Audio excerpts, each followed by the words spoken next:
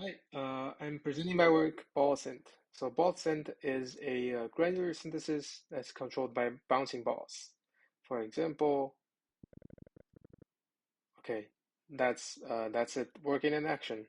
So for another example, you can see the balls have okay physics simulation working, which means that the bigger balls, when they bounce into smaller balls, they transfer their momentum in a physically accurate way. And the way that there are a few ways that you can interact with this system.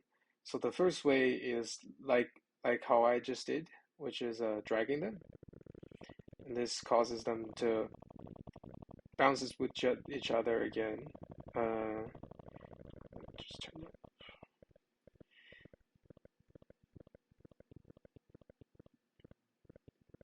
And a second way that you can interact with the system is through clicking your left mouse button anywhere where there's not a ball. So what this does is that it repels the balls around your left mouse. Okay.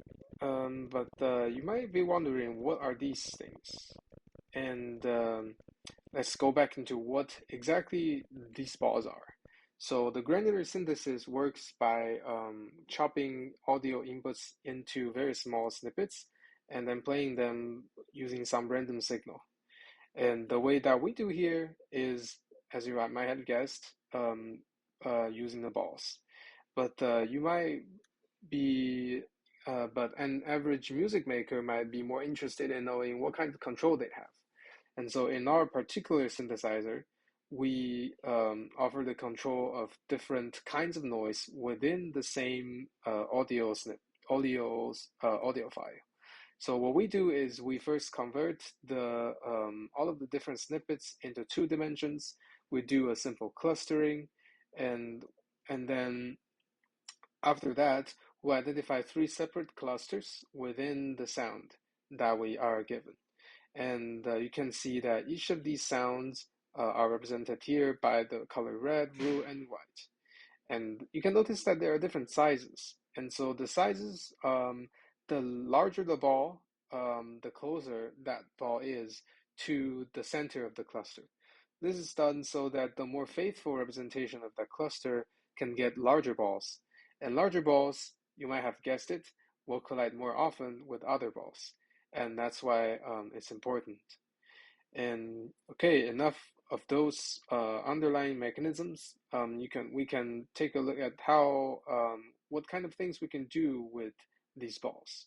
So you can see the balls are relatively quiet here because I have turned this slider here. This essentially says there is a lot of air friction, air resistance in the system. If I turn this knob up, the balls will start to be much more active and creating a much more chaotic and interesting sound. Um, Also play with gain cooldown, which is basically a number of ticks a ball can be triggered again after it collided. So if you have a higher, then that means the system will look much more tame like before, but the balls are still moving. If you have it low, the balls will tend to get bounced into each other a lot. For here, we can choose a more moderate value. So smoothing, just smooth out the output audio so that things are not as harsh. For example, without any smoothing, you just hear these chipping sounds. With some smoothing, you are sure you're hearing some kind of avant-garde music being produced.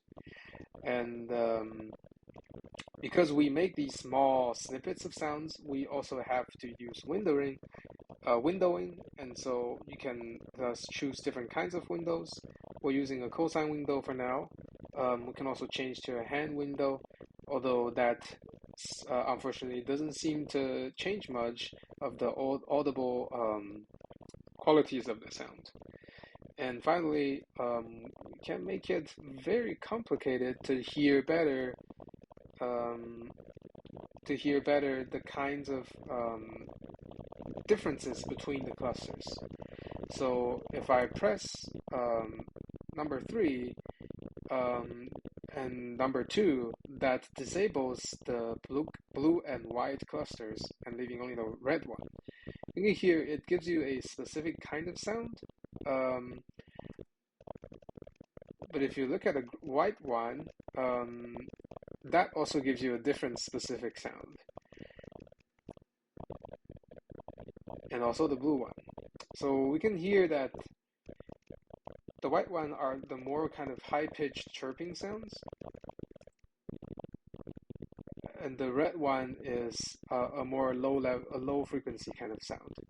And by the way, this is using the author.wave file, and it might be very hard for you to recognize that. But yeah, all of these sounds are produced from chopping up the consonants and the vowels from that recording. Okay, that's all. I hope so for the rest of the video, please enjoy some very carefully tuned chaos.